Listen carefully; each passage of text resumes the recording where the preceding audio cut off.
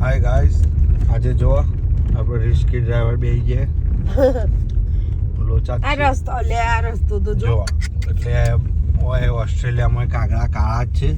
આપણને એવું લાગતું હોય રસ્તા કાચા છે તો ઓય જોઈ લો. अभी इधर से तो मैं कैसे जाऊंगी?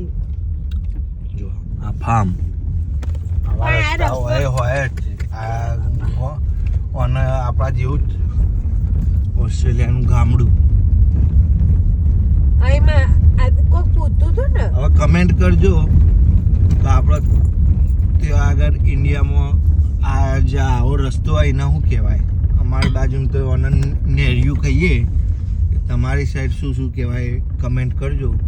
કોકે એવું મેસેજ કરે તો ત્યાંના રોડ કેવા હોય ને એવું. હું ઈચ્છું છું કઈથી પાછળ જતા રહીએ. કેમ બીક લાગે? બીક તો નહીં, પણ જોજો આ તો જો પંચર પડો તો ગાડી રસ્તામાં જો હા તો એને એ નહીં શું કહેવાય, જેટ ચડાવીને સ્પેર વ્હીલ લઈને હેડતા. એ નહીં શું કહેવાય.